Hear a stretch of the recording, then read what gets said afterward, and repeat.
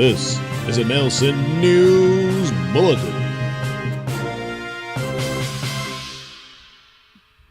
Woman who responded which one when cops asked her about one of her two dead ex-husbands could now face the death penalty. Well, yeah. But will she? I don't know. A Florida woman, well, Florida, she might anyway, who allegedly shot both of her ex-husbands on the same day, faces the death penalty in one of their cases. Just one, huh? Well, I mean, she gets convicted, she's sentenced to death in one of the cases, and they go through the other case, but it's like, well, what's the point? I mean, you can only kill her once. It's like Daffy Duck. You can only do it once. So what? I mean, I wonder if they start the execution, the heart stops, and they're able to bring her back.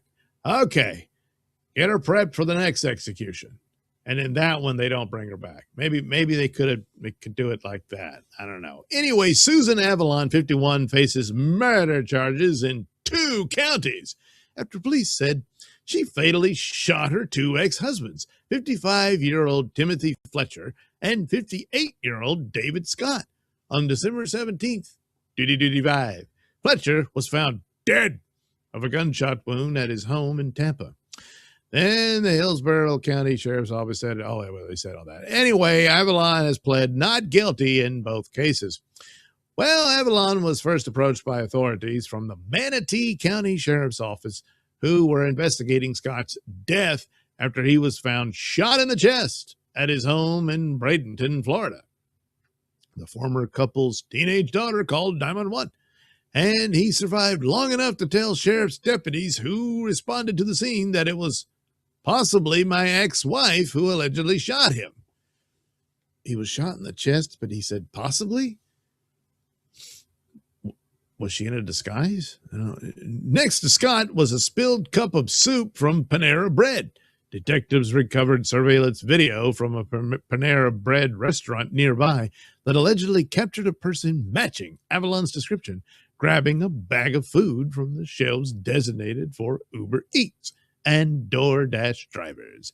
Manatee County Sheriff Rick Wells said at a press conference at the time, "Doesn't pay for it. It's not hers. She just decides this is going to be her way to the front door."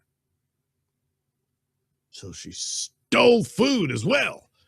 Anyway, when the police arrived at Avalon's home to question her about the shooting, they saw her come out of the house with bleach and cleaning rags, then got inside the silver Honda Odyssey parked in her driveway and began to wipe down the car.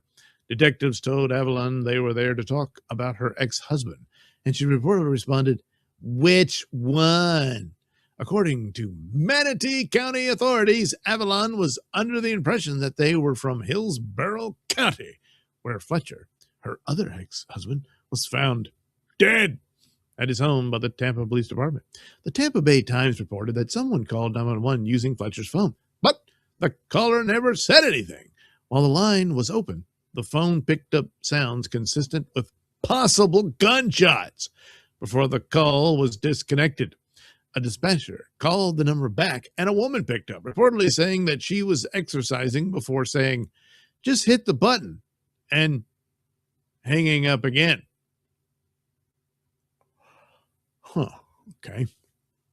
Well, anyway, according to the Tampa Bay Times reporting, Fletcher's neighbors saw a woman wearing a gray hoodie and jeans leave his home in a silver Honda Odyssey. The woman, seen on camera, allegedly taking food from Panera Bread, was wearing the same clothes, as well as the woman seen leaving Scott's home after that alleged shooting. Avalon's current boyfriend has got to be like, holy crap, did I dodge a, reportedly identified the female voice from the 911 call made from Fletcher's phone as Avalon. Well, he's like, holy crap. I always knew she was crazy, but I didn't think it would come to this. Anyway, Avalon was charged with first-degree murder in connection with Fletcher's case in Hillsborough County and second-degree murder in Scott's case in Manatee County. She is in custody in Hillsborough County, where she's being held without Bond. So I guess Hillsborough gets to go first. So I guess they'll get the death penalty. And the other one, I mean, I guess they could still give her a death penalty, even though, she'll be dead before they could carry it out. I mean, if they still had the electric chair, you could exhume the corpse and fry it again. Something like that. I don't know.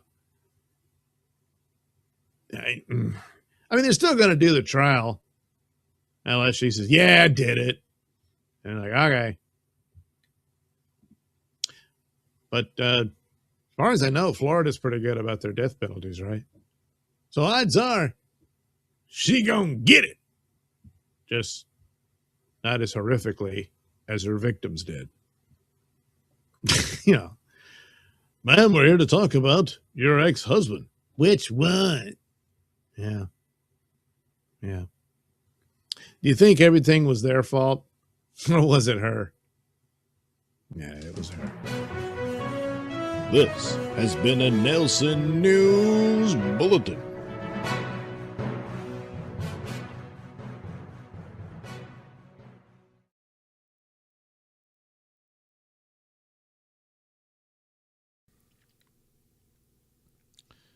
All right.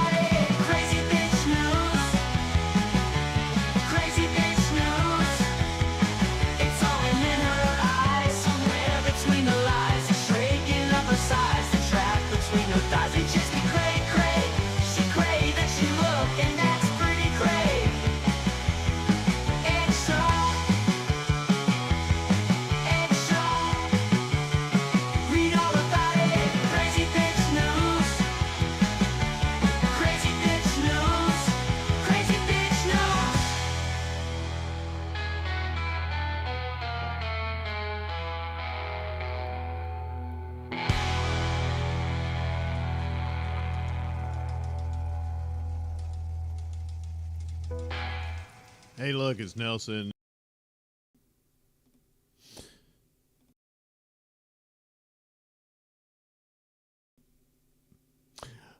All right, here's the deal. I'm going to draw images of the suspects featured in these videos. Things didn't work out the way I had planned, so I started taping. And then I passed out. Yeah. Well, I got a little nappy poo, and, thought, well, I don't know, maybe I could cut these up and use them later. But I said, I did all this work, so I'm going to run it anyway.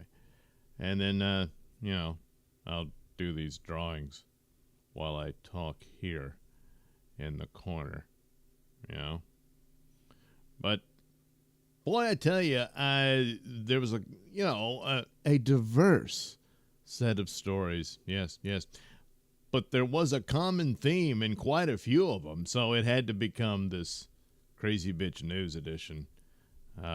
Primarily thanks to our education system.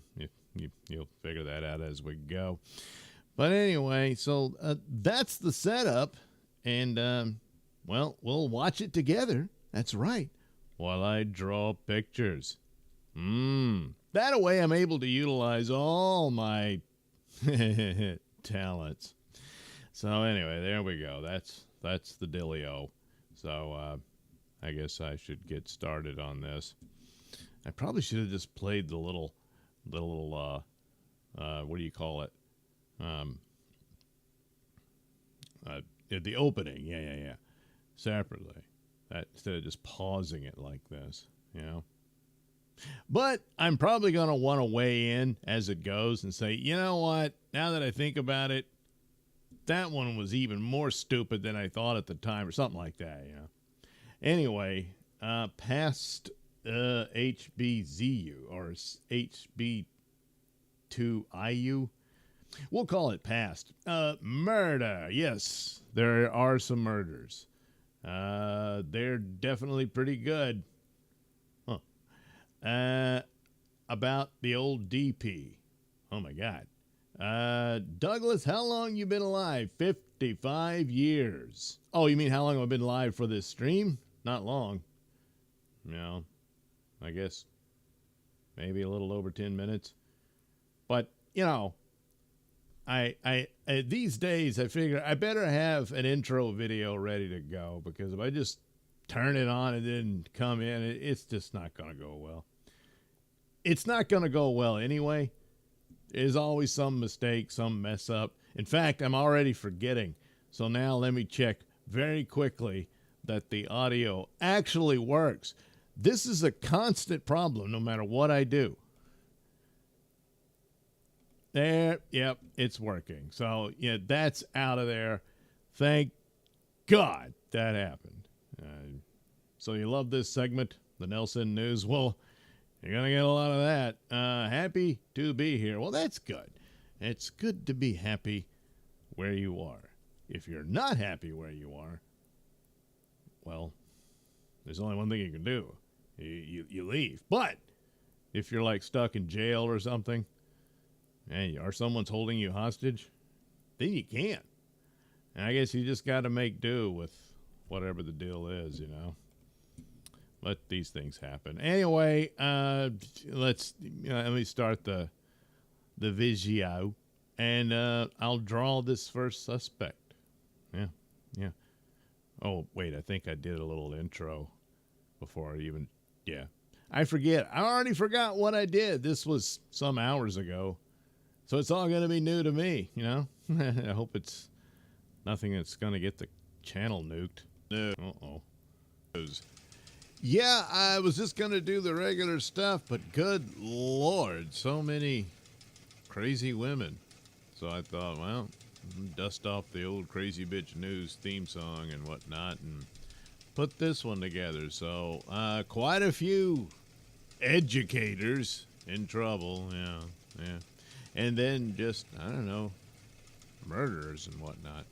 So anyway, we'll break it all down and get into it. And that'll be, well, you know, your entertainment for the news. It'll be the news tonight, I guess, whatever. I mean, I'm really enthusiastic about the whole thing. No, really. See? Look at that. First grade teacher arrested for allegedly having sex with student after confessing to her husband. Do you really want to put in the cutesy word for husband in that one? Yeah, I wouldn't. But, what do I know? I'm just a guy reading the news. Well, thank you. Jeez. All right. A first grade teacher in Washington State allegedly admitted to her husband that she cheated on him with a 16-year-old student with whom she had sex in his truck. And by his truck, I'm assuming she means her husband's truck. So 16, obviously this is not one of her first grade, students. Anyway, Mackenzie Naughty, am I right? 25 allegedly fessed up to her husband just hours before being arrested on child sex crimes. The educator from Whitman County said she became physical with the teen the week before in his truck during a meetup in the dead of night. Oh, maybe it is the kid's truck. All right.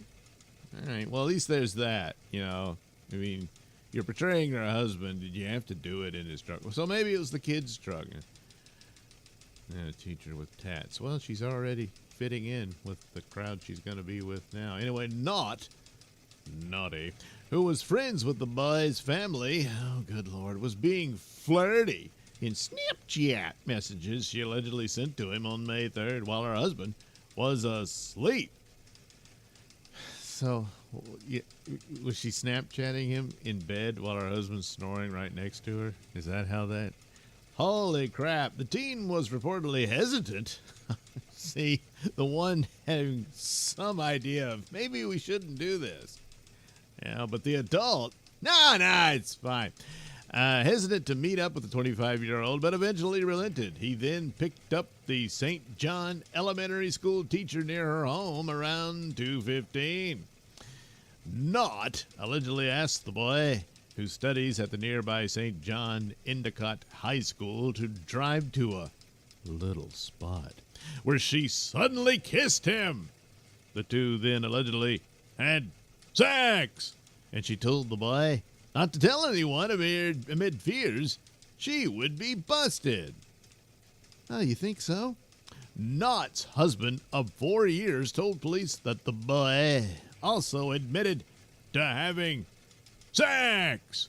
The teacher was arrested and initially denied having sex with the boy when quizzed by cops, despite what she told her husband. School officials put Knott on leave just 8 months into her teaching gig, and she appeared in Whitman County Superior Court on a charge of first-degree sexual misconduct with a minor. Our priority continues to be the safety, well-being, and support of our students and school community, school officials said. Knott's arraignment is to take place on Friday. Well, that's great. Armchair Analyst says, first off, I was horrified when I read the headline because I thought she admitted to sex with a first grader. Not that this is better, but slightly less horrifying. Yeah, I know. They probably did. Yeah. Oh, did you think that when we put that in there? Oopsie. You could have just said school teacher. But anyway, as a longtime middle school, high school teacher, I don't understand why the number of these cases seems to be increasing. The penalties for this type of behavior are not harsh enough to serve as a deterrent. We need to rethink this. It's not a victimless crime. Zen Liberator says secularism and smarter women moved on to other careers as they became available to women. For at least 30 years, we've been scraping the bottom of the barrel for teachers. Well, that's one theory. Pile of Garbage says, wow, we've already had our normal 2 stories this week about pervy teachers, and there are plenty of days left. Will we get 3 or 4 or 5? Probably 10. Gumbo Yaya says, Louisiana says, hold my crawfish. Yeah, we got that down here too. Well, she does look kind of upset. Maybe there's some remorse there, Maybe she's ashamed of having been, flirty, in Snapchat. They still go with that, with the idea that you can do a Snapchat and then it's gone forever. And then how many cases? Not exactly. Of course, they didn't say that was used in evidence, though. They did mention it, so, Well, I guess the kid said, well, that's how she connected with me and told me, hey, come pick me up. And so I did. Yeah, I guess that's how that went. Well, whatever. Anyway, there goes that marriage, I assume. And she's on leave because, well, and she'll get her trial and all that. Well, it's the same story over and over, pretty much. Every now and then there's a little detail here and there, but yeah, it keeps happening. It does. It does.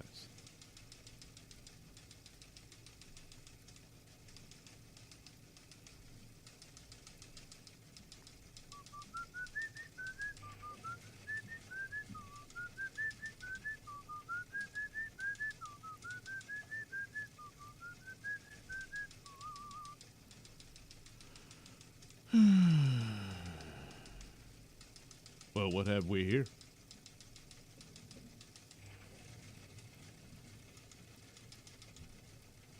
High school counselor busted for allegedly having, can you guess? Yes, that's right, sex with student on. Yeah, that's what happened. Another one. So that's the drawing for Miss Naughty. So I guess I'll color that in the Photoshop. Yeah, kind of turned out okay. The article did not have her mugshot in there, and but this will be cleared up later. Oh yes, it turns out by a sheer, and I'm not kidding, a matter of circumstance, this particular episode of Nailsin News Live, more or less, I mean I'm here, is bookend by the same story. Oh yes, not a part two really, just I thought the second I had another story, and I thought, holy crap, this is the same broad, only it had a better picture of her. So that's kind of what she looks like, only once again I'm probably a bit more flattering. I think she's a little bit heavier than this and that sort of thing, but I don't know. I always want to drool pretty women. So anyway, we'll get to that later on in the show. Oh boy. And yeah, none of it's good news. I'm sorry. There really is nothing great here.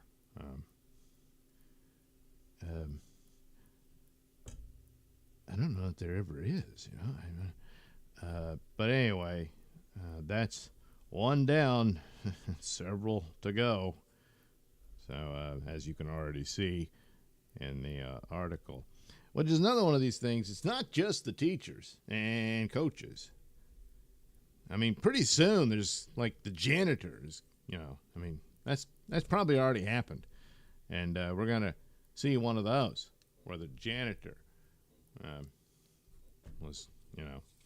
So we'll see how, oh man, the ink leaked through. So now I got to flip the paper around just to have a more pure sheet of paper for this next contestant on Nailsin News Live.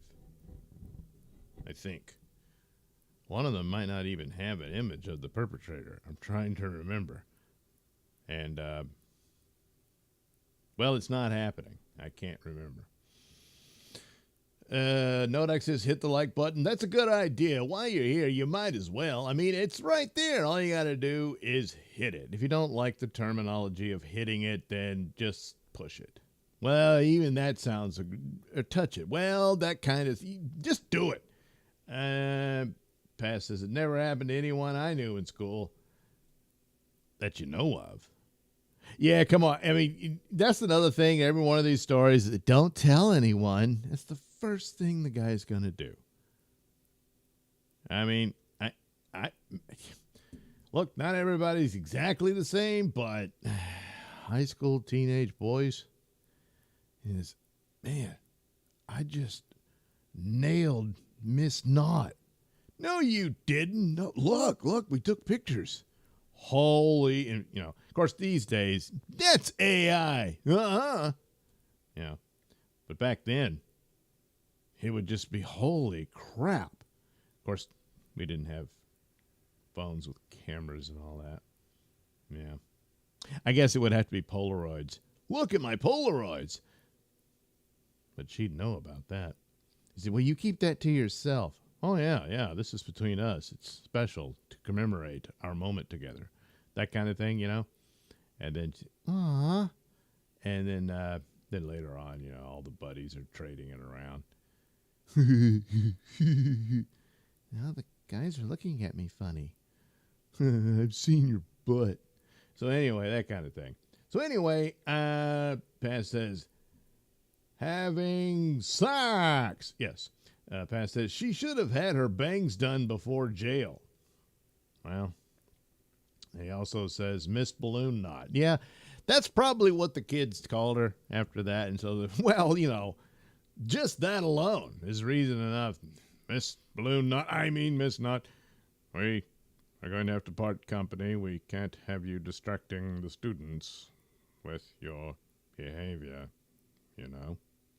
Anyway, what's this next story about a counselor who's going to counsel the students?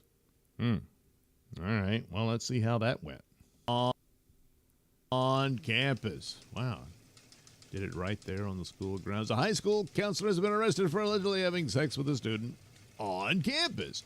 Amber Elizabeth Walker, who is also the girls' basketball coach at Asheboro High School in North Carolina. Well, she got arrested after a tip alleged she had sex with a student at the school on a Wednesday last week, according to an arrest warrant. The 39-year-old counselor was arrested after investigators quickly developed evidence confirming the allegation. Here she is in a shirt that says, "Ball is life." She is charged with 2 felony counts of sex act with the student. It was not immediately clear how old the student was or what evidence had been obtained. Just 2 months ago, Asheboro City Schools urged college-aspiring students to contact Walker for scholarship opportunities. Oh, is that how you get a scholarship? She was fired after her arrest. Wow. This doesn't usually happen, But maybe it's because she's a counselor and not an actual teacher. Maybe that's it. Yeah. So, they booted her out of there. She hadn't even had a trial yet or nothing, So, Asheboro City Schools is aware that a former employee of the district has been taken into custody in connection with alleged inappropriate activity, the spokesperson for the district said. Yeah. The matter is currently being handled through the criminal justice system. Due to state and federal privacy laws, we are unable to provide further details at this time. The safety and well-being of our students and staff remain our highest priority. Asheboro City Schools maintains high standards for professional conduct, and inappropriate actions are strictly prohibited. And yet they keep happening. I don't know what to tell you. That's it. So, She does have the look in her mugshot of, yeah, I think I messed up here. Yeah. I don't know. I don't know. What was I thinking? I guess I wasn't. Yeah, probably not. Probably not. Oh, well, that's too bad. But, I wonder, is this the only one? Is that how you really want this scholarship or what? Yeah. And he's like, well, okay. All right, then. The guy's thinking, I really didn't have a shot at a scholarship at all. And now all I got to do is, well. And so, anyway, that's the deal. Yet another one. But, yeah, when you're a counselor or a secretary or something like that, you're fired. Teacher? Well, that's a little more difficult to achieve.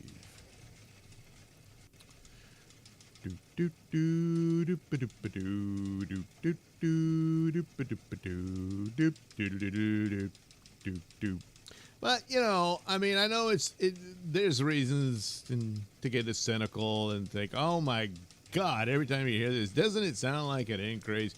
Maybe it's not. Maybe it's just, I don't know, algorithmic and whatnot, and you just keep seeing stories like that, and you start thinking it's the whole world. I mean, all right, 2 stories of perverted teachers, but are school people, what have you, people who have access to minors. And it's like, come on now, take a deep breath. It's probably not so bad. What's the likelihood that there'd be another one almost immediately? Oh, well, okay. Yeah,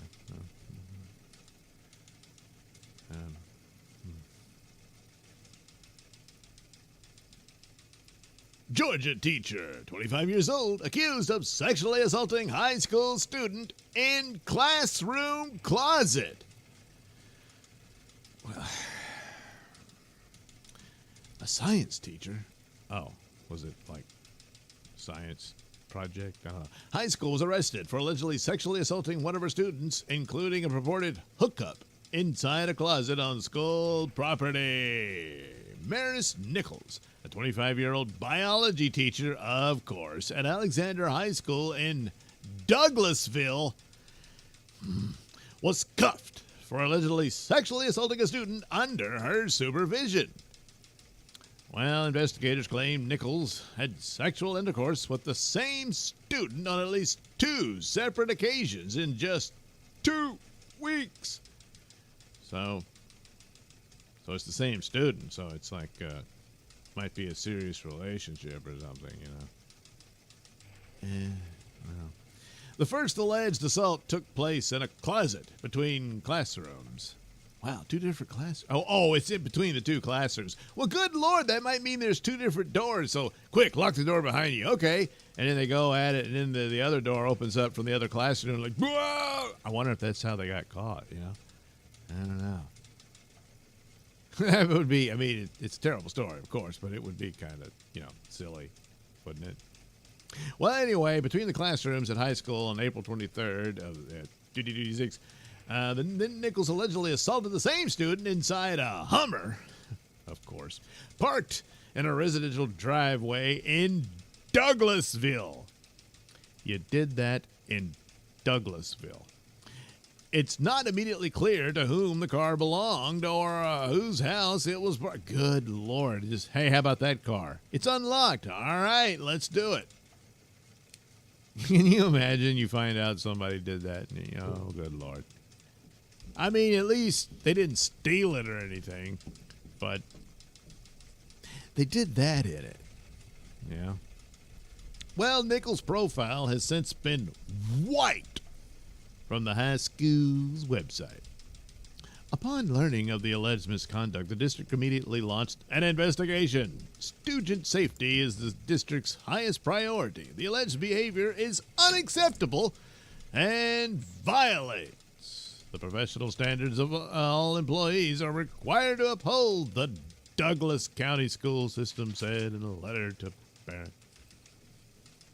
So, yeah, they're looking into it. But she's probably not fired. The district announced early last week that a female teacher was placed on leave pending an investigation, but it never confirmed or specified if Nichols was the instructor in question. Yeah, you might want to clear that up. And they're like, oh, there's another one, isn't there? Well, the New York Post reached out to the district for information on Nichols' current employment. And that's it. So you reached out, but I'm assuming you didn't get word back. So anyway, the educator started as the football operations manager at Alexander School in April 2023. So you got her dealing with a bunch of high school boys on the football team. Yeah. Okay. She was hired as a biology teacher 1 month later and maintained both positions simultaneously. Well, she graduated from Liberty University, a private evangelical Christian school linked with the Southern Baptist Convention of Virginia, with a Bachelor of Science and a specialization in teaching. Well, Liberty University is known for its strict fraternization policy, under which students are expected to abstain from sexual activity outside of a biblically ordained marriage. So the theory comes in, well, she was so repressed in school, now she's living out all the fantasies she had while she was in school, but she couldn't act out on them, you know. Nichols was charged with 2 counts of sexual assault by a person. Well, yeah, with supervisory or disciplinary authority. She's being held in the Douglas County Jail on $40,000 bond because Douglas doesn't mess around, you understand? That's right. Well, in the commentary, Michael says, what's wrong with biology teacher tutoring student on reproductive anatomy and physiology? I'm perfectly willing to pay for a refresher course with her. Oh, Mike. Upstate says the mainstream media continue to file lawsuits to publicize police officers' personnel records, but still turn a blind eye to the personnel records of the thousands of school teachers accused of wrongful behavior with minors. That's a good point, Upstate. That's a good point. Yeah. So, yeah, I guess we kind of sort of have this case of this really horny lady all closed up, keeping that temp down, and now she's just constantly surrounded by these high school boys. And one day, hey, you want to step in the closet for a second? And there it goes. All those years, being a good girl. And I guess it just exploded, quite literally. I mean, that's the theory. It's just an explanation. It doesn't excuse anything. But, there you go. The biology teacher and, what was she, the football coordinator, something or other? I don't know. But anyway, all right, so that's what, 3 stories? It's troubling, sure, and it's just 1 week. I mean, the week's just started. But, odds are that's probably the totality of it, and we can move on to this stuff. There's got to be other things going on, and for the most part, schools are perfectly fine and safe for your children to attend and learn reading, writing, and arithmetic, Oh, dear God. Well, okay. Teacher told student she was having sex with that she would dump her husband for him. So it's like, true love or some crap. A married teacher who admitted having sex with an underage student in her Florida classroom told the teen she wanted to leave her husband for him when he turned 18. Okay. Heather Mashburn Smith, 37, gave a full post-Miranda confession about having sex with the boy while admitting she knew he was just a teenager. Well, yeah, she's a teacher at the school, and he's one of the students, so it's not like, wait a minute, you're underage? Oh, uh-oh. Damn it. Boy, I totally missed that one, huh? The pair had chatted over Snapchat with it turning flirtatious after the 17-year-old student told his teacher she was pretty. Well, let's take a look at that mugshot.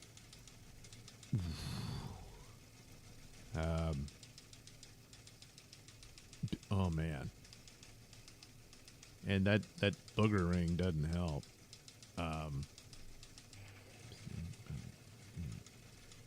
Almost Vulcaneers here. Well, she's not at her best for the mugshot, so maybe she was dolled up and stuff when she was on Snapchat. It could be.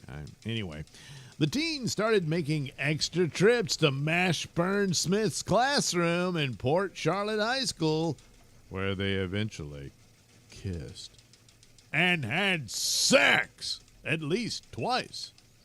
During the disturbing trysts, the teacher complained about her marriage and told the boy she wanted to leave her husband for him when he turned 18. That's the legal age of consent in Florida.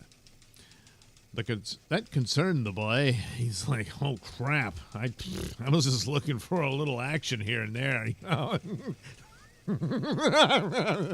So he stopped chatting and blocked his teacher, who kept messaging him on Snapchat. Mashburn Smith then admitted it all to cops, saying that she made a mistake. She admitted she knew the boy, or the student, was just a teenager, but said he made her feel desired. Yeah, well. So the educator was charged with unlawful sexual activity with minors, which carries a maximum sentence of 30 years in prison. What this woman has done is not just unlawful, it is damaging to the students and staff around her, Charlotte County Sheriff Bill Brummel said. She was also suspended from Port Charlotte High School. The actions of this individual are a direct violation of the duty every educator owes to students and families. Charlotte County Public Schools Superintendent Mark Vianello said in a stern statement, "We will not tolerate anything that compromises student safety. This individual has been placed on administrative leave." That's right, you naughty girl. As we work closely with, law enforcement and pursue full accountability. And look, as soon as she's convicted, we can fire her, all right? That's just what we have to deal with. It doesn't matter that we have a full confession. No, we've got the kid saying, yeah, she did it. No, our hands are tied, What are we going to do? The commentary. Retired T.N. Leo. If I were in high school and were a tapping debt, I don't think I would be thinking about anything long term. 7-minute sessions separated by a few weeks would be sufficient. Those nose rings put her at about a 2 to 2.5 on the 1 to 10 scale. And I sure would not be bragging to my buddies. Oh, yeah, it's like, it didn't really say how they got caught. Well, Stacey Abrams' bicycle seat says, dude, she's not even a 2. Agree. Well, you don't agree. He was saying she's between a 2 and a 2.5. But Stacey Abrams' bicycle seat says, dude, not even a 2. So, yeah, well. Dr. Gali Gupta, if he thought she was pretty, the parents need to sue their eye doctor for malpractice. It goes on and on. Basically, they're not saying she's that great looking. So, hey, maybe the boy here was quite the player, and he was like, well, this will be an easy one to get, And he busted a move. Then she starts talking about marriage and stuff, and he's like, whoa. Yeah.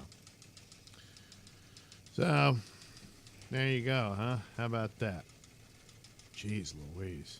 What a mess. Obviously, I don't know, she's going through something. Not happy with the marriage because, it's boring now, and I'm just this, teacher or whatever. I want excitement. I want passion and, all that. And then all of a sudden, because you shouldn't be Snapchatting with your students. That right off the bat, she was looking for something, and she found one. Come on, you're pretty. Really? Yeah. And the next thing you know, they're in the closet or whatever. And that's that. So, I made a mistake. Okay, God. But again, explanations abound, of course. But no excuse. You bitch. So, that's that. But anyway, all right. Okay. I think we can all agree there's a problem going on. and there needs to be a more serious means of vetting. But then, I mean, I don't know. How do you find clues that, well, this one, that one, it's kind of tough. Plus, we need to revisit some of this, especially in cases of when they confess. You can fire them. Just, no. Done. And then if there's like pictures and videos and all that, all right, fired, so fired. I mean, you got to put it through the algorithm and see if there's any artifacts in there to make sure it's not AI. But I'm not the algorithm. Detection for AI artifact and whatnot. This kid did a fake nude picture of his teacher or whatever, and/or video, all that. But once it's pretty well substantiated and she's still going to hold to a trial for what, I don't know, and there's overwhelming physical evidence, he tricked me or something. There's really no mitigation whatsoever.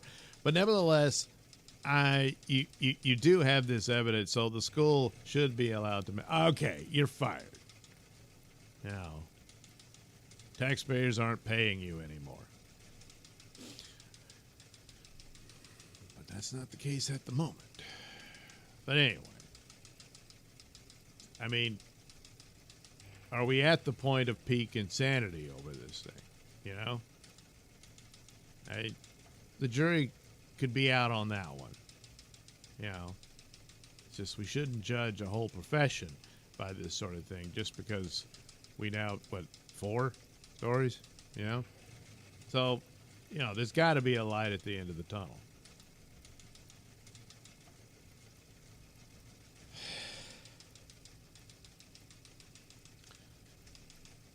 Okay.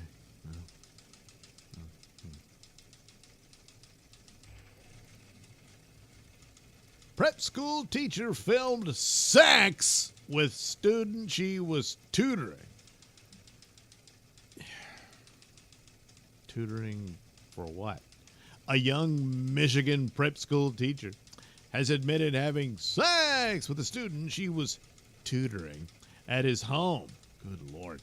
A disgusting act she even filmed, calling it not my best thinking. Yeah. Jocelyn Sanroman, I don't know. Now 27, a Pontiac was sentenced to 4 to 15 years in prison after pleading guilty to third-degree sexual conduct. Well, she was arrested after letting slip to a colleague nearly a year ago that she'd had sex with a 16-year-old male student she was tutoring in when she was also teaching at Oakside Prep Academy in Waterford Township. Well, she is cute. Yeah. But no excuse. She was sentenced after Judge Cheryl Matthews expressed astonishment that she would film the illegal act. Yeah, they do that nowadays, Was she considering an OnlyFans career? Yeah, you can't do that with minors. Yeah, you're right. It wasn't your best thinking. This is serious risk-taking behavior. Taking advantage of a minor and videotaping? What are you, stupid? You keep that, secret and hidden. You don't just let it leave around a trail of breadcrumbs for people to figure out you're doing this. Don't you understand that, you moron? Oh, wait. Am I saying that out loud? Oh, Judge Cheryl. You're having sex with a minor at his home, right? And it's just disgusting. What do you have to say? What were you thinking? The judge asked Sanroman. Not my best thinking, the disgraced educator replied flippantly. Oh, she said it like, not my best thinking. God, jeez, get off my back, Judge. Jeez, that's like a year ago. I mean, really? Her attorney told the judge that unaddressed mental health issues were behind her sick actions. She had a tremendous error in judgment here, the attorney said.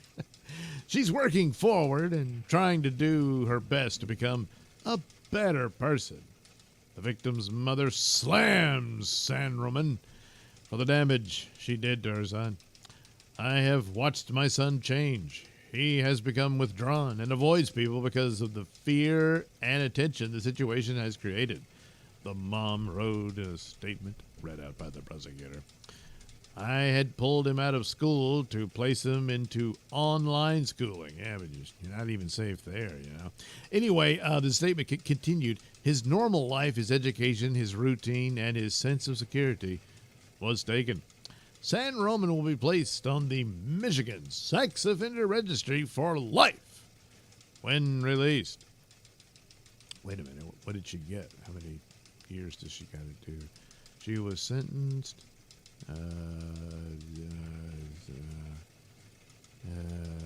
4 to 15 years. Okay, she'll do 4. Yeah. Well, there you go. It's just like, I wasn't thinking at my best. All right. Jeez. Minkin Speaks says, my, how times have changed. When I said I had Miss Emerson, it meant that she taught the class. Omen 55 responds, this has been going on for centuries. Back then, it would have become a poem, a song, or story of young love. Well, there's some truth to that, but we're supposed to know better by now. You know, yeah, that's too young for you to be messing around with. And, well, again, she just wasn't thinking at her best, you know. And you kind of want your best thinkers to be in the position of teaching. But such was not the case here for Jocelyn Sanroman. Sanorum, I don't know, whatever. Well, she'll be locked up for a while, but she'll get out. And but maybe everyone learned something here. So I guess in the end there was some education. Yeah, I don't know, her mental issues, you know, she can't think her best. Well, look, there's probably an explanation there somewhere, but once again, no excuse. You bitch. So, I mean, I think that's a reasonable and logical and fair take on the matter. So, all right, I guess we just got to admit defeat here. Something's really going wrong with education these days. And I don't know what could possibly be the answers. It could be just an overall cultural thing. How long have we been porn saturated and stuff like that? Likely, you know. But good Lord, come on. You know, there's got to be some light at the end of the tunnel. That this just isn't something that just happens all the time and we can, like, you know, breathe a sigh of relief and get on with our lives.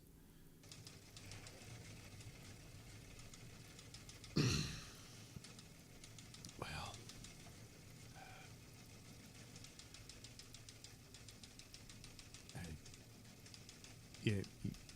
you know the drill. Oh, I shouldn't have said drill. Damn. Well, too late now. I did, didn't I? Florida teacher fired after allegedly twerking in class, grabbing student's neck, and calling herself $1 million prostitute. Okay. Well, what the hell is this all about? Oh, dear God. A Florida substitute teacher who called herself $1 million prostitute was fired after she twerked and allegedly grabbed a student in a classroom meltdown. Angela Faith Jordan was arrested when she was accused of acting erratically at Lake Mineola High School in Mineola, Florida. The district said her employment was terminated the same day as the incident. Wow, maybe it's because she's a substitute teacher. Doesn't have the usual protections, you know. But then again, Florida could be very different. Good afternoon. We are aware of the arrest. Parents have been notified. The substitute teacher was hired February 4th, 2025, and employment was terminated today, the district said in a statement. So I'm looking at the picture of the suspect here, and oh boy, does she look batshit crazy. Wow. Yeah, this is the police body cam. And she is just freaking out. So Jordan is accused of making explicit remarks to students, including saying she would engage in sexual activity with them and referring to herself as a $1 million prostitute. Looking at the image, deputies allege that Jordan was also twerking in the classroom while she yelled and slammed her hands on a desk before authorities arrived. A student told investigators she was attacked as class was ending. As the bell rang and students began exiting, redacted, I guess the student's name, stated she was among the last to leave when Miss Jordan yelled at her, called her a derogatory name, and placed her hands on her head and the back of her neck before moving her hand toward her throat. A school resource deputy responded to a classroom disturbance around 10:20 a.m. and found her yelling incoherently. What the hell? I guess I'm looking at an image of the teacher attempting to twerk with the student looking very bored and barefoot. I don't know. Anyway, there's another image where she appears to be trying to make fart noises with her arm. Assistant Principal Pennant entered and instructed Miss Jordan to gather her belongings and leave the classroom. Miss Jordan refused, stating that she did not want to be tasered. Well, then leave, stupid. Jordan continued refusing to leave, prompting a deputy to restrain her and escort her to the front office. Body cam footage obtained by News 6 captured Jordan arguing with deputies as they attempted to remove the educator from the classroom. "I am not a threat, and I will not be killed," she said. "I already got tased by the police in Pine Hills, and I double dare you. You thought that was a weapon, right? Then you're going to say I was a threat," she added. So we got a woman with a history, and you hired her. Deputies handcuffed her and removed her from the building. The report notes Jordan has a history of bipolar disorder and that her behavior indicated a possible mental health episode. Yes, she faces misdemeanor charges of disorderly conduct, simple battery, and 2 counts of disruption of a school function. Lake County School Board Chair Bill Mathias said he was notified right away and praised how students reacted during the incident. "That was very moving to me," Mathias said, adding that students appeared to respond with sensitivity, believing it may have been a mental health situation. Yeah. She can't come back. She can't be around students or children at all. There's other jobs she might be able to function at. You can't have her around students. And he said, well, the students showed some real responsibility and maturity here. Yeah. You can't leave this. You can't have your students having to take care of mental patients. That's not how that works. You can't do that. Yeah, you better check some other things because she immediately goes to sexual things around the kids as well. You know, $1 million prostitute and watch me make my ass cheeks clap and all that sort of thing. Boy, do you dodge a bullet here, you know, all that kind of language. Gee, it's all very sad and everything.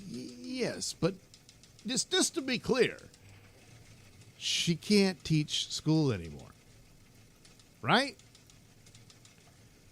I mean, it has to be confirmed in this day and age, you know, because you got a problem with staffing schools. I mean, it seems top to bottom. It's not just the teachers or the coaches. It's your secretaries and counselors. I mean, holy crap. What the hell? I mean, should somebody look into this? Huh? Looks like somebody is. Well, maybe there is. Oh, wait, I gotta take myself out. Perhaps there is a light at the end of the tunnel. LA Unified soft handling of pervert teachers probed by feds. Yep, the federal government's got to step in on this because the localities just keep looking the other way. The Los Angeles Unified School District is under investigation by the federal government for its soft handling of teachers accused of sexually abusing kids. The U.S. Department of Education launched a probe into LAUSD over rules that allegedly shield predatory teachers, keeping them in classrooms or quietly transferring them instead of firing them. The Los Angeles Unified School District appears to be protecting sexual predators at the expense of its students. They issued the Department of Ed.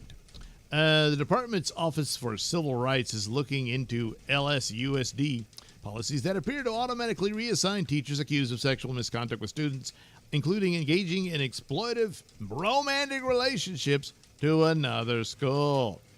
LAUSD's protection for accused perv teachers was centered in an agreement with the teachers' union. Yep. That appears to guarantee that teachers will be reassigned, not terminated or immediately removed from student-facing roles. The feds say the district's deal with the union keeps alleged predator teachers on the payroll and working with LAUSD's 400,000 kids, even when they are credibly accused of infractions including sexual harassment of a student, behavior with a student that is motivated by sexual interest, maintaining a sexual or romantic relationship with a student or other minors, creating, selling, or using child porn, unnecessary physical contact with a student, and failure to report suspected child abuse. Yeah, running cover for one of your associates, you know. Under Title IX, schools must respond appropriately and address claims of sexual misconduct, including sexual harassment and assault, in a timely manner, said the Department of Ed Assistant Secretary for Civil Rights Kimberly Ritchie said in a statement. But LAUSD seems to be putting the continued employment of sexual predators above the safety of students. A spokeswoman for LAUSD in a statement said the district takes all allegations of sexual misconduct and harassment with the utmost seriousness, not according to your rules. How do you say that with a straight face, you know? The district follows established Title IX procedures. No, you don't. And other applicable laws and regulations. Nope, you don't.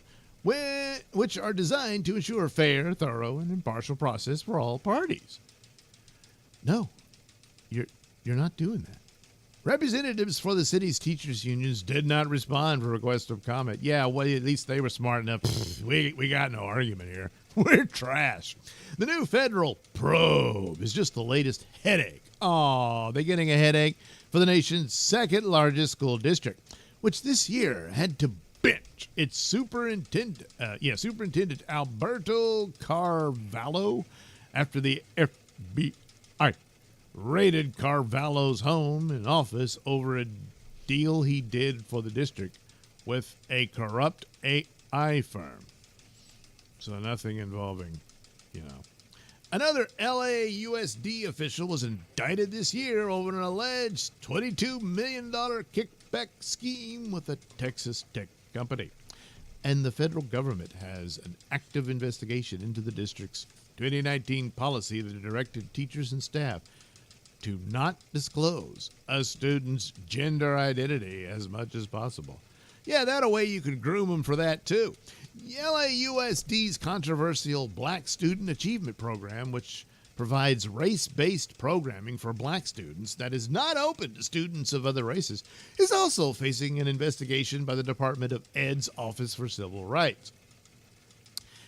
Yeah, that's segregation. I mean, despite those troubles, LAUSD in April struck a last-minute deal to boost teacher pay by nearly 14% under threat of a strike from the teachers' union. School support workers scored raises of up to 24% under a separate contract settled last month. Gee, is it money well spent?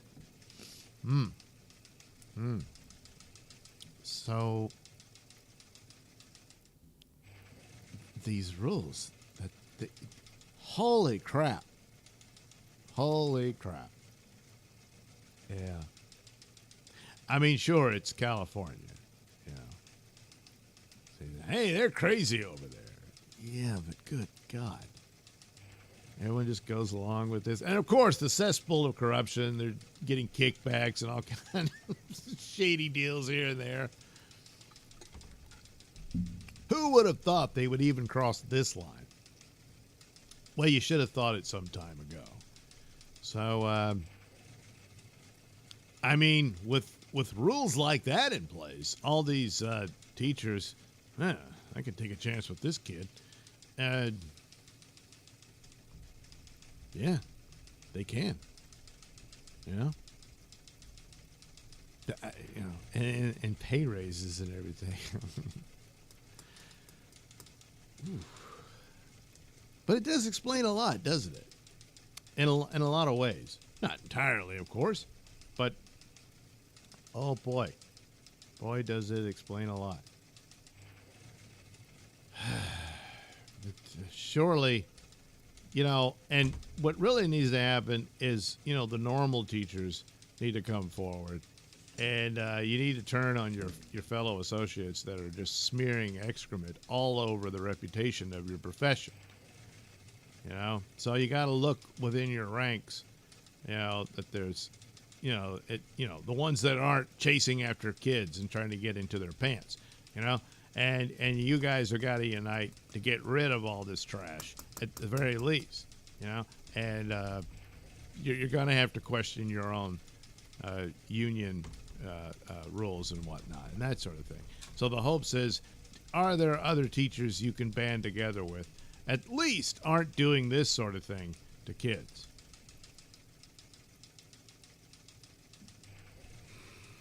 Well...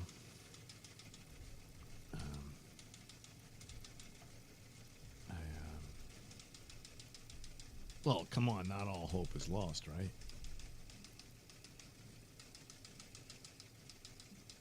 Educator suspended for allegedly abusing autistic student, elected Seattle's teachers union president. Well, it all makes sense, doesn't it? A special education instructor placed on paid leave for allegedly abusing an autistic third grader was elected president to the Seattle Teachers Union. I do woo Holiday, a former Black Lives Matter organizer, of course, and special education teacher at Rising Star Elementary, won the election to lead the union representing 6,000 staffers in the Seattle public school system. The educator rose to the top in spite of the disturbing accusations against her. Oh, wow. This picture of her wearing glasses even Elton John wouldn't wear. Anyway, Ida Wu Holiday was accused of repeatedly abusing a disabled boy over the last school year. Wow, this is recent. By the student's family, including one incident that was witnessed by his therapist. The child, who has autism, a speech delay, and is partially nonverbal, came home with bruises the size of adult fingertips on his arm in October. Then in December, according to a complaint obtained by the Seattle Times, the third grade's therapist also saw Ida Wu Holiday chuck a marker at the boy's head while he was working at the classroom whiteboard.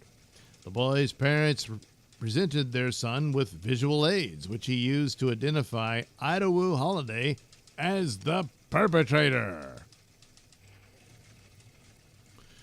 A police report obtained by the local outlets supplemented the family's accusations and divulged extra details about the special ed teacher allegedly grabbing several students by the arm to the point where they complained about it hurting them. Idaho Holiday was placed on paid leave over the allegations in December.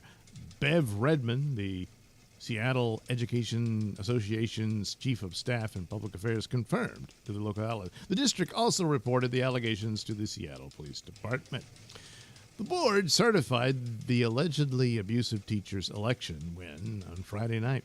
An SEA spokesman told the Times, any school community member who is actively employed by the district and paying union dues can run for the president of the organization. Yeah, but you voted this monster in, which tells us everything we need to know about the entirety of the union and the teachers working in this district. Meanwhile, the new union president's alleged victim is still suffering, according to his parents. Even with Idaho Holiday out of the classroom, the child has lasting trauma that has caused frequent emotional distress and even resistance to schooling, the victim's father, Tyson Marsh, told the outlet. Any movement toward him is received as if you were going to attack him, Marsh said. Idaho Holiday has been teaching at Seattle's public schools since 2021. The year before, she could be found spearheading Black Lives Matter protests and boycotting local businesses that didn't stand with the movement. Yeah. People will shape up when their money is affected, she said. During a podcast appearance in the final stretch of the union race last week, Idaho Holiday said she wants to be remembered as the person that didn't back down. You know, when beating an autism kid. I'm not afraid to be a line stepper when it's necessary and when it protects others. Unless you have autism, then I don't care. I'll beat you. You can't be afraid. And the thing is, sometimes you even have to be the bad guy. Well, you did that. Yes. Yeah. She's willing to be the bad guy. Oh, yeah. That's 100% accurate, she said there. You have to ruffle feathers. Oh, she did. But that is a part of, like, leadership. And sometimes you have to advocate for this group, and it bothers this group. But you know what? That's for this group to deal with. And you figure out why the advocacy for this group is bothering you, because that's something you have to deal with. That's not for me to deal, but you would if you're the one dealing with, because you this woman's an idiot, but she flourishes and thrives in a system that's way more stupid than she is. Yeah. So anyway, Seattle Public Schools is still investigating the allegations against Idaho Holiday. You are, huh? Well, the union leader is now this woman, so I think that's all going to come to a stop, isn't it? Yeah. Oh, well, Seattle, good luck with that. But, you know, we know it's a crazy city. Good God. Not a place to raise children, and you can't send them to these schools. But then again, you know, all that protections, teachers union shower on pervert teachers and whatnot. Well, you see what the leadership is. She beat up an autistic kid, and she gets rewarded. Wow. What a system.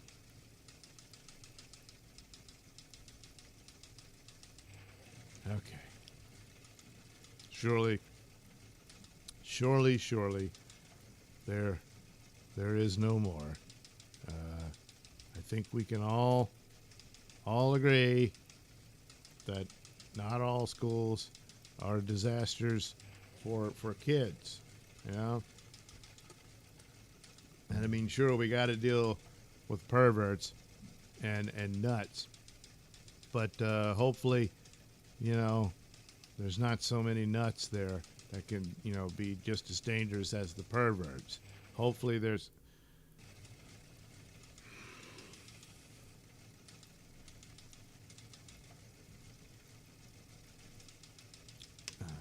Okay.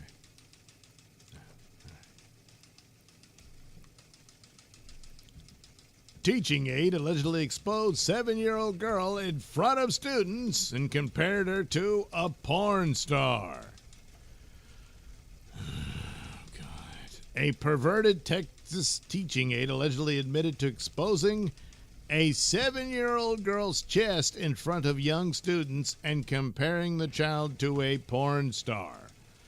Tanae Harrell, 36, reportedly fessed up when she was quizzed by investigators about her disturbing behavior that was witnessed by elementary school kids and 4 other staffers.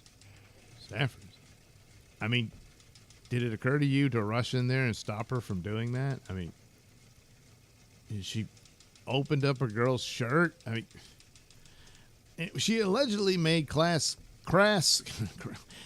comments about the girl's body during class before pulling up her shirt, exposing her, and comparing her to a porn star when chatting with another staffer. Good Lord, what the hell? Ooh. The teaching aide's exact comments were unclear. Harrell's behavior was caught on security cameras and reported sparking an investigation. She was fired from her role at Legacy Elementary School. Now, this is rare, but this was in Texas, right? So sometimes there's some areas, especially red states, where things kind of make sense, So the immediate response, especially like, wait a minute, she didn't get her trial. She's on camera stripping a 7-year-old.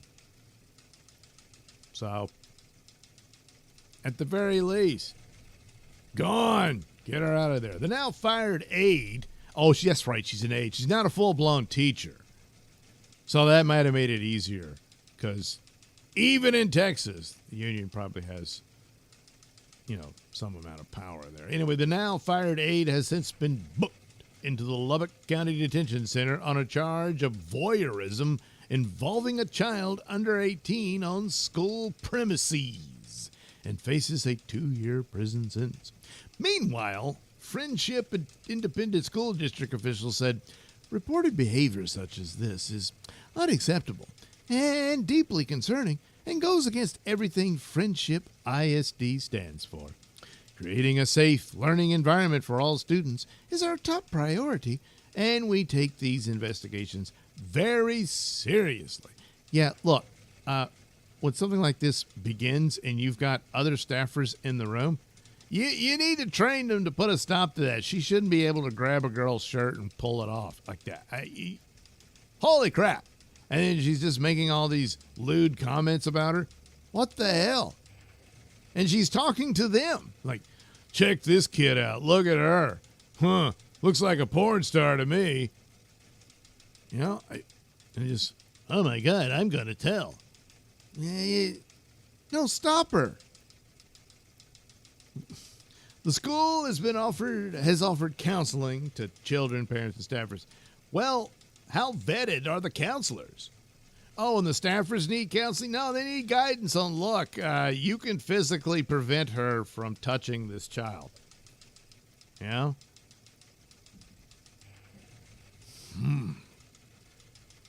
Jeez. God. What a disgusting pig. Yeah. So, yeah, a lot of it is just, I don't know what to do. I don't know what to do. You don't.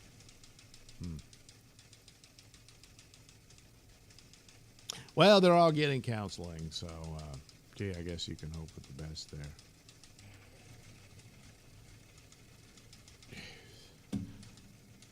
All right, I'm looking at the next story. Thank God that's it for school. So school's out. Yeah, abandon all hope. You know what? schools, they need to be decentralized, and you need more control over your localities. And you know, like in Little House on the Prairie, where there was just this one building and this one teacher, and you leave it at that. And you just break up the districts, you know, and so individually you can do that. And it's only a small amount. And you can have more power and control over that. Now, you got to pay attention, you know, and you're going to need a mommy and daddy. You got to stay together and take care of those kids. And so that when one of them is carrying the main load for employment, primarily the man doing that, then mom, you're going to have to get to know those teachers very, very closely and be able to have full monitorship over it. Now, you can't do that the way the system is now, at least not in total. But when it's broken up and smaller, that gives you power. And you're going to need power to protect your kid. The other option, of course, is homeschooling. And if you're up for that, hey, look, give it a shot. I mean, hey, don't and see what happens. Plus, the scores are terrible. They're not even teaching them anything. You know, that's another thing to consider. They ought to know how to spell their own name, at least. Anyway, so, gee, I wish I could have proven the point that it's not that bad. You know, hey, it's not that much, but yeah. So, oopsie doodle doo. Oopsie. Oopsie doodle doo. Indeed. All right, there's got to be something else going on. Let's just hope it's not too bad. At least it's not a child, I guess.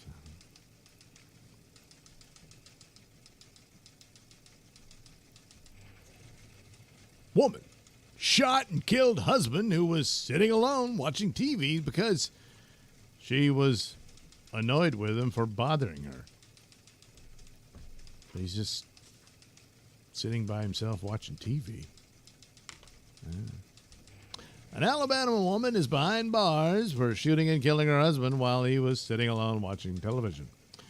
Sherry Mitchell Klutz, 65, stands accused of murder of a family member using a gun while in the commission of domestic violence. The underlying incident occurred on a Sunday evening at the couple's residence on Duncan Creek Road in the small town of Russellville, which is located roughly 20 miles due south of Muscle Shoals, and took the life of 69-year-old Timothy Klutz. On the night in question, the wife herself dialed 911 and told dispatchers that she shot her husband just a few minutes before 7:30 p.m. Arriving deputies found the victim already dead, sitting in a recliner in the living room with a lone gunshot wound to his chest. The handgun used to kill the man was found resting on top of a cooler in the house.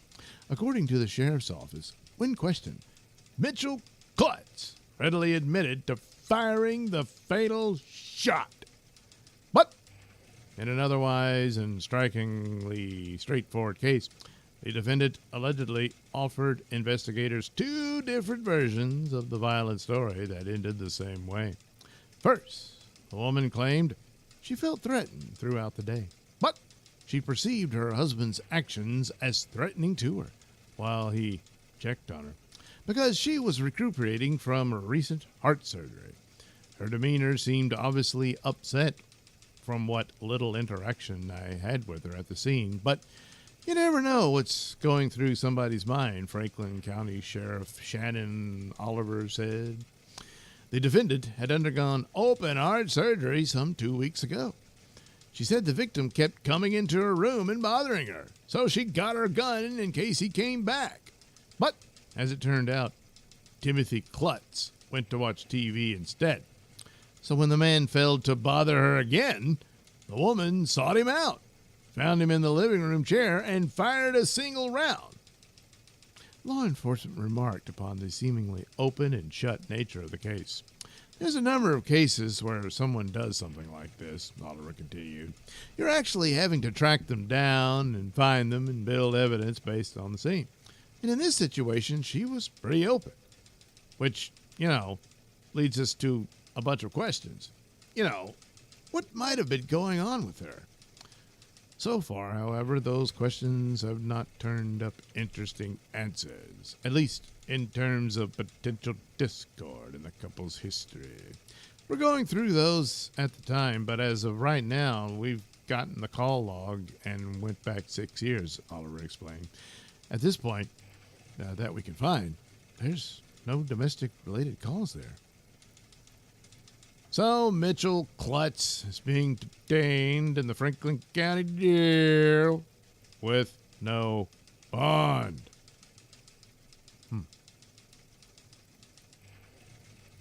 I mean, her complaint was that he bothered her. It really doesn't add up because, like they said, she had to go and she was resting, recuperating from her surgery, and he's watching TV in the living room. So then she gets up and goes and sees him and shoots him. It seems like it was like that she was upset that he's ignoring her, probably. Like, hey, I'm recuperating from heart surgery. I'm going to need some help here. And you're sitting on your fat ass watching TV, something like that. But then she tells this story. No, he kept bothering me. Well, it's like you just had heart surgery, so it sounds like he was concerned and was making sure you're all right and you didn't need anything. And then you shoot him. Huh. I don't know. I guess even with all the evidence and the upfront she's admitting, yeah, I shot him, it's still a mystery. Still a mystery.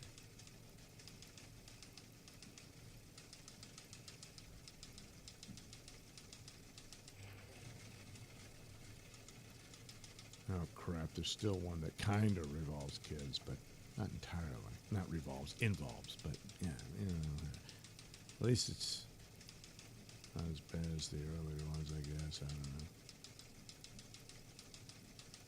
Children's author Corey Richins learns her fate for poisoning her husband after making defiant speech to judge. Okay, well, let's see. Utah mom Corey Richins, who killed her husband and then wrote a children's book for their sons about processing grief, was sentenced to life in prison without parole after she made a diluted, saccharine speech to the judge about how she had been persecuted. Judge Richard Mrazek threw the book at the 35-year-old mother after it was revealed her 3 young sons said they were terrified of her and wouldn't feel safe unless she remained in prison for life. Wow. Her kids were like, I am scared of mommy and never want to see her again.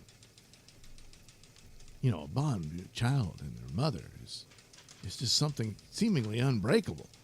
So, what a monster she had to have been. Before the sentence, Richards gave a 30-minute address that was aimed mainly at her boys, who are now being cared for by the sister of Eric Richards, the man she was convicted of killing.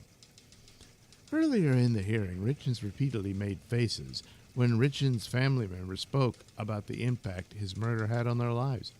Richards sobbed on and off as she stood at the podium, flanked by her lawyers, handcuffed at the front of her body. She claimed she would never have killed her son's dad, despite being convicted of murder after a lengthy trial. Murder? No, absolutely not. I will not accept that, and I will not be blamed for something I did not do, Richards said. Earlier, during her rambling and repetitive statements, she said, there's always going to be someone out there ready to tear you down, misrepresent you, lie about you, tell you half-truths, and judge you. Richards also lamented the fact that she hadn't spoken to her children since 2024, when custody was taken away from her after her arrest. "I have been desperately trying to get into contact with you," she said through tears. Richards spent much of her speech spewing platitudes for her sons, telling them at one point to find their peace on the top of a mountain somewhere. Be like your dad.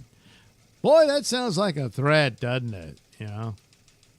The judge noted he had the impossible task of trying to make the best choice for Richard's children, who asked for their mother to be locked up for life, but who might one day change their minds when they are older. But ultimately, the judge found Richards was simply too dangerous to ever be free. Richards was convicted by a jury in March of aggravated murder and related crimes for the March 4th, 2022 killing of her 39-year-old husband, his 44th birthday, which would have been Wednesday. Oh, she killed him on his birthday. Okay. During a day-long sentencing hearing, Corey appeared in court wearing a neon green jail T-shirt and a long-sleeve gray shirt and pulled faces while Eric's family begged the judge to never let her be free again. Corey appeared incredulous with her expressions, ranging from outrage to astonishment, including when Eric's sister, Katie Richards Benson, claimed Eric didn't divorce her because he didn't want to risk her sons being alone with her half the time. He believed Corey was the most evil person he had ever met, Richards Benson told the judge. He knew her sons did not like her and preferred to be far away from her. He said he would never allow his children to spend half of their time alone with her. 3 social workers also read statements from her sons about how she took their dad away, mistreated them, and neglected their pets. Richards spoke to her lawyers as the statements were read and appeared skeptical. Later, Richards teared up and dabbed her eyes and nose with a tissue as her lawyers read statements from her mother, sister, and aunt, pleading for mercy and saying how devoted she was to her kids and what a good person she is. The family said she became a certified paralegal and got a master's degree in business, all while she was behind bars. She later sobbed as her brother, Ronnie Dearden, proclaimed her innocence and said he missed her. Corey's defense attorney, Wendy Lewis, said Corey should be sentenced to 25 years to life, noting that a sentence that doesn't allow for parole is saved for the worst of the worst. And she said Corey maintains her innocence to this day. Well, if she's innocent, why should she get 25 years? Yeah. A sentence of life without parole is saved for the most heinous crimes, Lewis said. This simply is not that type of crime that we get to see, life without parole. I mean, all she did was terrorize her own kids and murder her husband, you know. Yeah, that's all. Summit County Attorney Margaret Olson, whose office prosecuted the case, released a short statement after the sentence saying, "Today is a somber occasion. It is a day to remember and honor Eric Richards and all those who loved him and feel his loss. Jurors heard evidence that Corey, a failed home flipper, carried out the killing, believing she would inherit Eric's $4 million estate to help her wipe out her millions in business debt and run away with her handyman lover." Oh, great. That's great. She first tried to murder Eric 2 weeks earlier by dosing his sandwich with fentanyl. Curry finally succeeded in her evil plan when she laced Eric's Moscow Mule with 5 times the lethal dose of fentanyl, killing him in their Camas home while their son slept. She wasn't arrested until a year later, and after she wrote a children's grief book titled Are You With Me?, promoting it on local TV and radio stations. Corey's sons, now ages 9, 10, and 13, advocated for their mom to spend the rest of her life behind bars, explaining they feared she would harm them and their loved ones if she were freed. The boys were quoted as saying in a court filing by prosecutors, "I'm afraid if she gets out, she will come after me and my brothers, my whole family," her eldest son allegedly said. "I think she would come and take us and not do good things to us, like hurt us." Corey's lawyer, Wendy Lewis, called the prosecutor's sentencing letter a character assassination of their client. Well, it sounds like she's got it coming, you know. I mean, come on. Anyway, Corey faces a second trial for alleged financial crimes related to Eric's murder. Oh, well. Financial crimes. Like insurance fraud or something? Maybe life insurance fraud. I don't know. But just looking at her picture. Jeez. Oh, yeah, you can totally see the evil. I don't know about you, but I can. Good Lord. So, sounds like a pretty heinous crime to me. You know? Sit there and think that through and all that kind of crap. Do all of that. We ain't got no use for this piece of crap. We really don't. And of course, the surviving family members and whatnot should not be forced to feed that. That's the problem. She's not getting the death penalty, but they're going to have to feed it through their taxes. And so will the rest of society. So, but at least she's locked up where she can sit there and make her dumb faces. And it's not me, it's them. You know. And she can babble on all she wants about it. But up yours, you crazy bitch.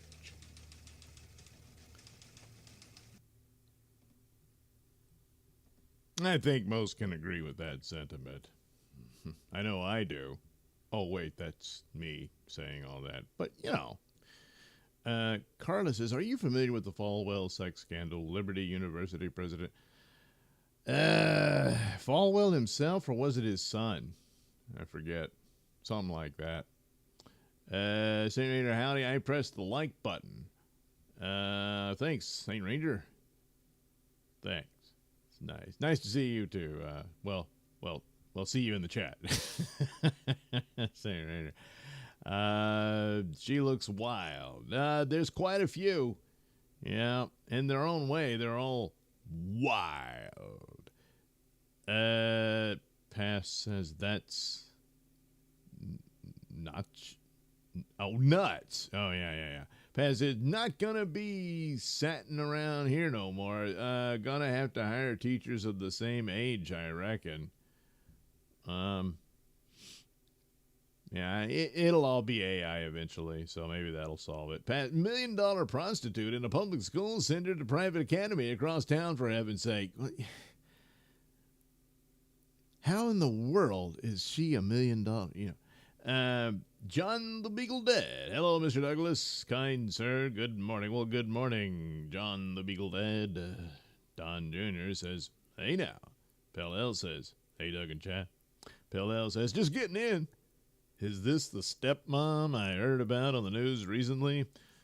Was she just a stepmother? I thought she was, you know, the biological mother of those boys.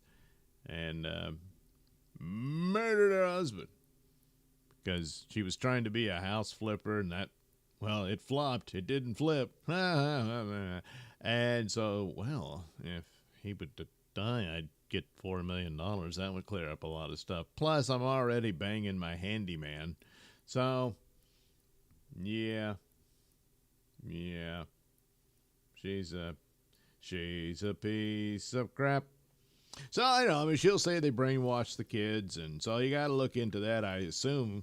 But there's too much other stuff going on. So, it's not like just her kids saying, we don't like her anymore, is what did her in. Where the hell's my pencil? Oh, no. Dear God. Where did it go? I'm on the verge of a meltdown. There it is. Everything's fine. We can all relax. So, just a few more to go through here. It's all going to calm down now. Maybe that was the word. Yeah, you already know they're going to be horrible monsters. But that's the world we live in, unfortunately. Huh. Well, what's this about? Trouble in Paradise, I guess.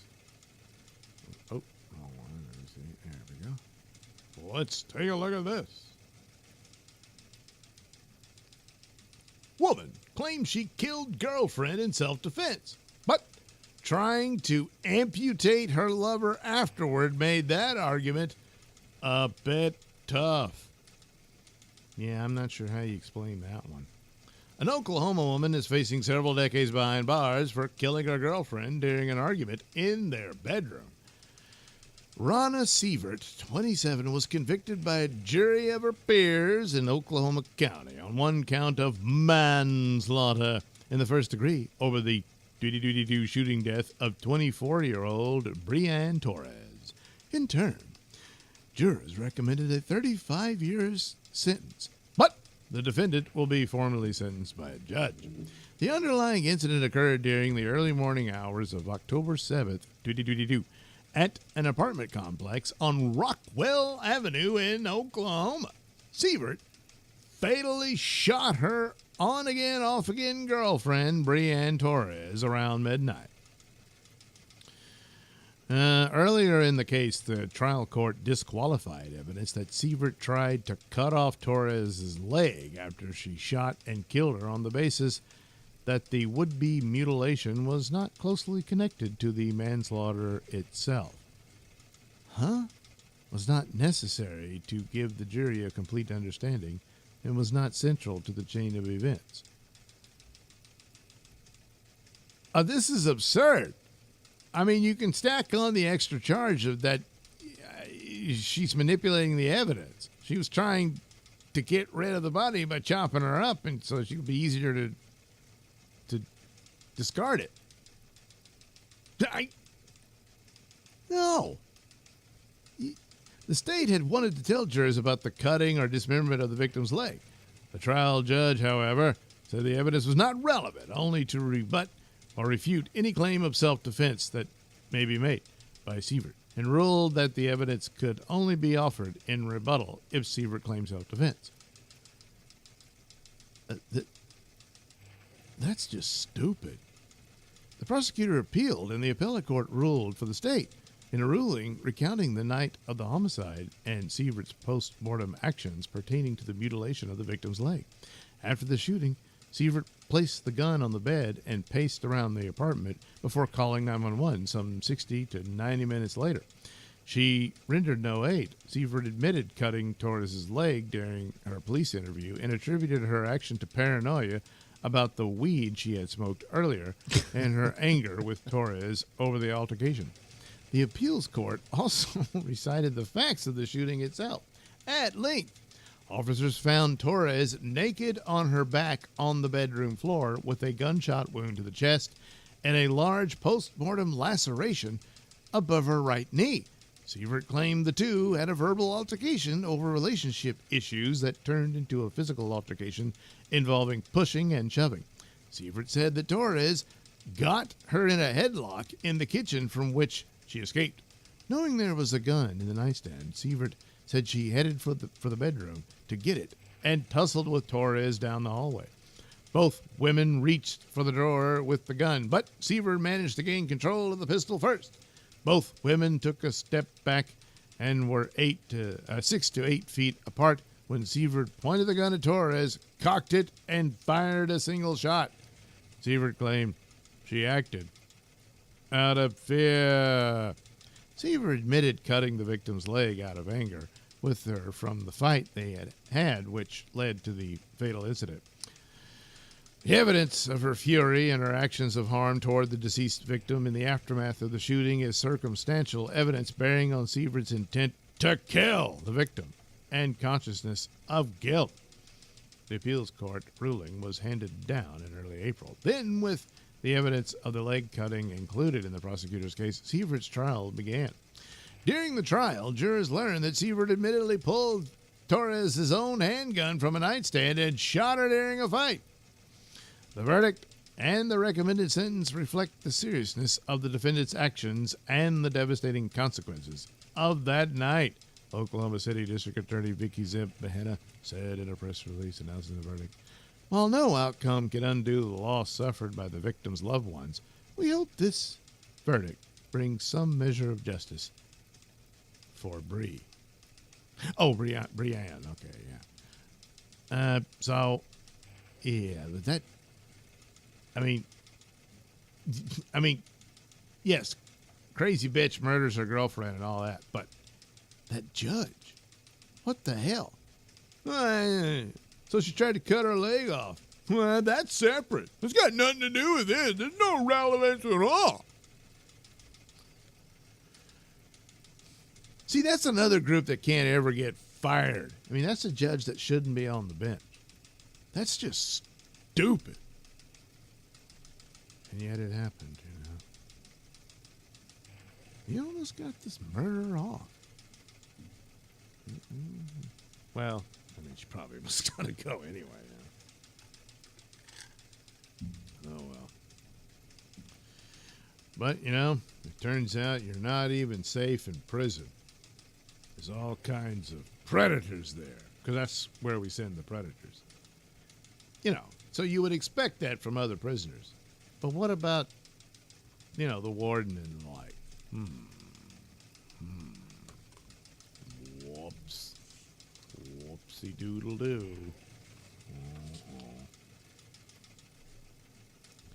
Female prison warden charged with raping inmate in men's lockup.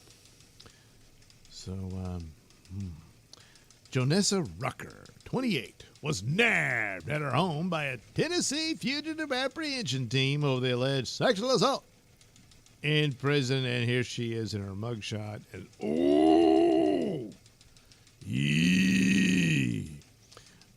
cops received a tip-off that she allegedly raped the inmate at the men's jail, 201 Poplar in downtown Memphis. Rucker resigned from her role as a corrections deputy, which she had held since November 2023, before being indicted on rape, misconduct, and forgery charges. Forgery.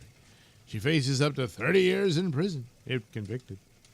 Shelby County Sheriff Floyd Bonner Jr. said his office will not tolerate the misconduct of any employee and will continue to hold our employees accountable to the highest ethical standards to ensure our public's trust. Rucker is being held in the city's female prison on a $100,000 bond.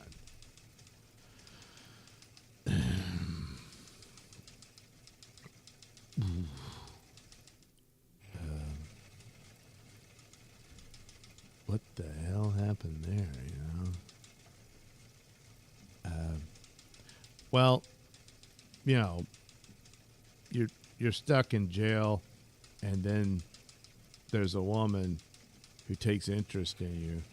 So you kind of think, well, it's not the worst outcome, but you haven't seen the mugshot, so yeah. So she's gonna get the book thrown at her. Oh yeah. Oh yeah. That will happen. Of course, you're in a red state, so it doesn't look good for you, Janessa. So, now one of them blue states, I don't know, she'd probably get a medal. I don't know, that's the way it goes. What have we here? Oh, well, how's healthcare doing lately? Well,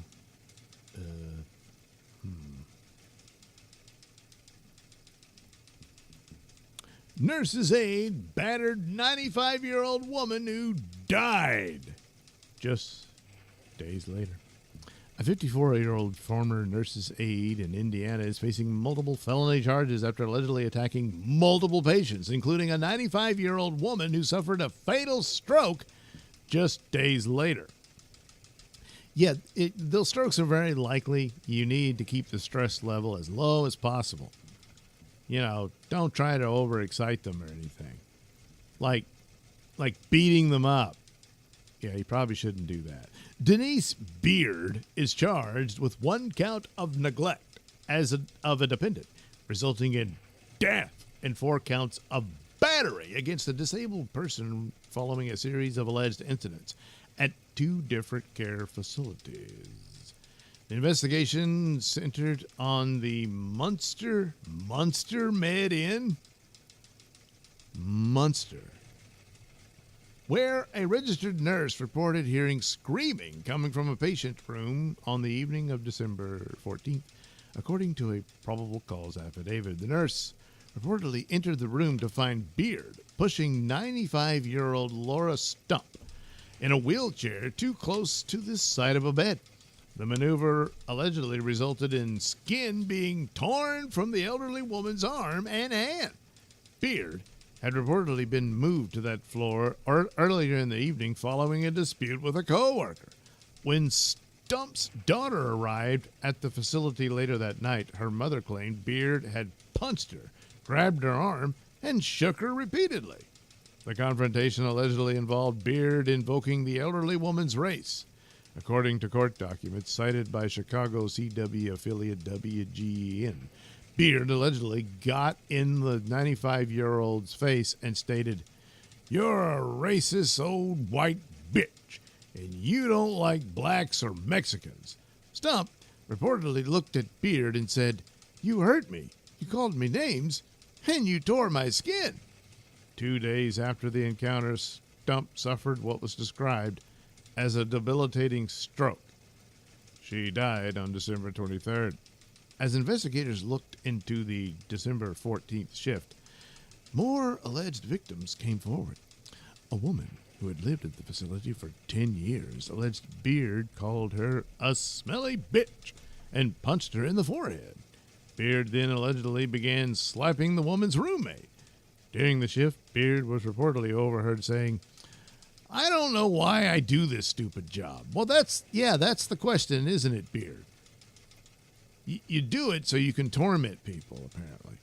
An 80-year-old male resident also accused Beard of abuse, claiming she flipped him off and threw a water bottle in his face when he struggled to follow her instructions to lower his bed. The investigation revealed that Beard had been terminated from the South Shore Health and Rehabilitation Center in Gary just 2 months prior. Beard had been suspended 2 weeks into that job for calling a resident lazy and stating that if he fell from the bed, she wasn't going to pick his ass up. On October 6th, a 95-year-old resident at the South Shore facility was found crying with a welt on her cheek and a swollen lip. The woman accused Beard of repeatedly striking her. When confronted, Beard allegedly denied the claims, but became combative. Shalom Menorah, CEO of Sterling Healthcare, told the Times that Beard was immediately suspended and then fired when she refused to cooperate. We reported the allegation to the state and started an investigation immediately, told the newspaper. Since it was in a patient room, there are no cameras, and since she was the only person there was no way to verify anything. Beard is currently being held on $40,000 bond with her hearing for later. All right. So, boy, there's a lot of incidents here, always surrounding her. And it seems to me this took too long to deal with.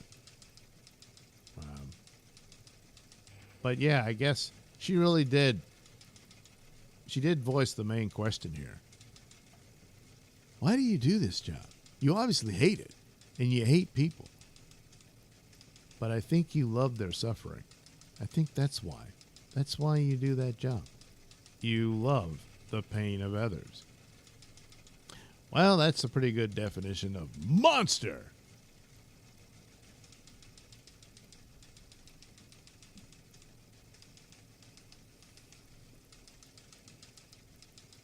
I got to increase the font here because I'm blind. Even with, oops, that's too much. Even with my glasses. My glasses. Oh, well. I don't have any, light stories to end with. These are all just awful, terrible things. Not the least of which was all the horrible pervert teachers and stuff. But thank goodness, we got through those, and we just got to talk about murders, to get away from the terrible, sordid stories of what's happening in our schools. So it's a good thing we can move on beyond that, on to other things, so as not to be tormented by the horrific nature of those types of stories, and hopefully close on something that's absolutely, just has nothing to do with that. That would be nice, wouldn't it?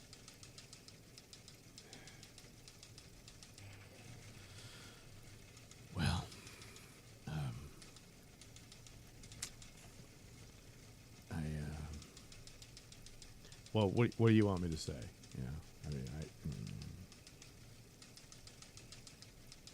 Married elementary school teacher who was 25 years old had sex with 16-year-old boy in back of flatbed truck with husband then uncovering her betrayal.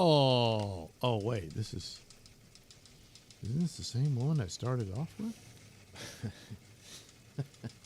Yes, Wait a it is. minute. Wait a minute. Yeah. So maybe there's good news after all. She looks different.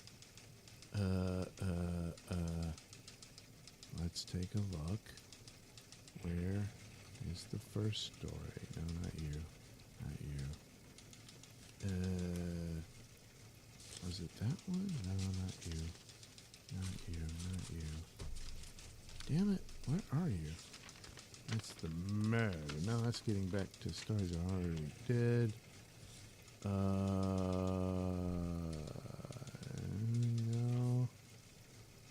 Is it this one? See, she looks totally different. Georgia teacher. No, her name's Maris. It's not her. What about you? God Lord, it took Amber that long? Elizabeth Walker. Yeah, it's not you. What about you? Mackenzie Knott. Oh. Yeah, it's her. It is. Okay. So, I didn't see her. Yeah, I didn't see her mugshot. She was just standing around in the courtroom. Okay. So I guess that's her. Yeah, there's a tat on her arm. She's all tatted up. Oh, yeah, I forgot the tat. That's the husband. I don't know. We'll do. Kind of chubby. So that's her. Yeah, that's her. So there we go. We, I guess we There, got the tats. full story. They go into a little more detail, but we don't need to get into all that. Oh, she got handsy. That's in the, I don't know, the closet. Well, whatever. All right. So, well, that's the good news, isn't it? No. What was? Oh, that's the other one. So, there we go. You bitch. So that's it for her. So we don't need to deal with her crap anymore because we already did. So there you go. See, I thought, oh no, there's one more. But no, that's it. That's it. Only, was it 5 stories? Maybe 6? So, I forget. Well, at least it wasn't 7. There's something. It might have See? been. Things are looking up. All right, well, that's it for Nailsin News of this edition. There's still a bunch of other stories. It's just, good Lord, I saw a theme here. Yeah. I had to tack in on the crazy bitch news. So, and that's how I'll end it. So, all right. We're all caught up. It is a school night, isn't it? Well, good luck. Good luck out there. And thanks for watching, visiting with your old pal, Mr. Nailsin. Yeah. Will I ever have any good news for you? Well, where's the fun in that, you know? Yeah. Gotta admit that, don't I? I probably do. Oh. Is it gonna... Well, hopefully I can get it to do it. It should stay, right? Well, I hope that works out. So, yeah, that's it. That's it for the Nailsin News, this edition. Oh, God, that looks terrible. I'll just keep the camera off. So, there we go. I got some drawings done right here before your very eyes. And, I don't know. Pretty accurate in some ways. Not so much in others. But, you know, that's how that works. And like I said, there are others. Boy. But I got other stuff I got to do. Got to get some other stuff recorded and all that. So, was this all worth it? Was it worth okay. I didn't earn a damn thing. Well, I guess there's maybe hours on the YouTube channel that they'll immediately subtract tomorrow. Yeah. Let me see what it says right now. Of course, it takes a while for them to calculate it. Yeah, it didn't do anything. But, you know, after a while, it should do a boost. And then they'll subtract like 100 of them. And I'll never get the 3,000. So that's usually how that goes. But nothing on Super Tip. So that's it. We're done for the day, I guess. And whatever else I can conjure up for next time. Well, I guess I can't do another Nailsin News. Or can I? Yeah, I don't know. So, there we go. Pella says, I'm probably wrong. The kids made a court statement to not have her released. Yeah, they did. They did. Joe War says, who would have thought? Pella says, oh, yeah. Dougie Macho Man Savage. LOL. Pumpkin spiced heroin. Good morning, Doug. Good morning. Pumpkin spiced heroin. Carla, today is National Devil's Food Cake Day. If you want to end things on a lighter note. Devil's food. Well, that's the sort of thing that gave me diabetes. So there's a note. Anyway, all right. Thanks for watching. And we'll do it again soon. I'll think of something else. Yeah, I'd probably just read more Nailsin News. I don't know. But there we go. I managed to draw through the whole thing. Sometimes I'm like, Jason, I get tired. My hands hurt and I don't want to do it. Of course, in others, I kind of switch it over to Photoshop to put color to these. But, I don't know, that kind of worked out. Anyway, there we are. There we are for this one. And, you know, like I said, we'll meet again some way, somehow. Well, the same way, same old thing. And we'll see how that goes.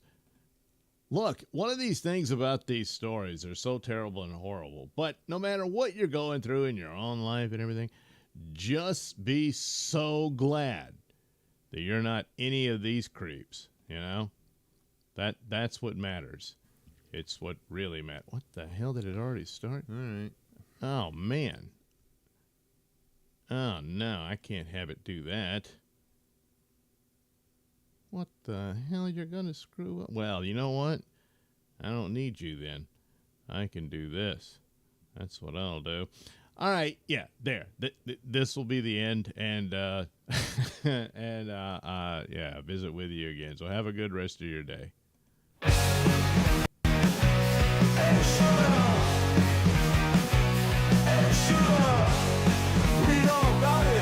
Crazy bitch news, crazy bitch news, crazy bitch bitch news.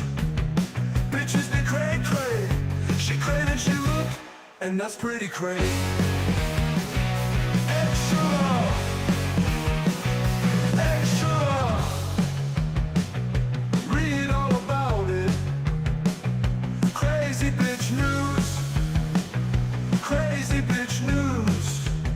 Crazy bitch news. Bitches be cray cray. She cray and she look, and that's pretty cray. Extra, extra. Read all about it. Crazy bitch news. Crazy bitch news. It's all in her eyes, somewhere between the lies, the shrinking of her sides, the trap between her thighs. Bitches be cray cray. She crayed and she looked, and that's pretty cray. Extra, extra. Read all about it. Crazy bitch news. Crazy bitch news.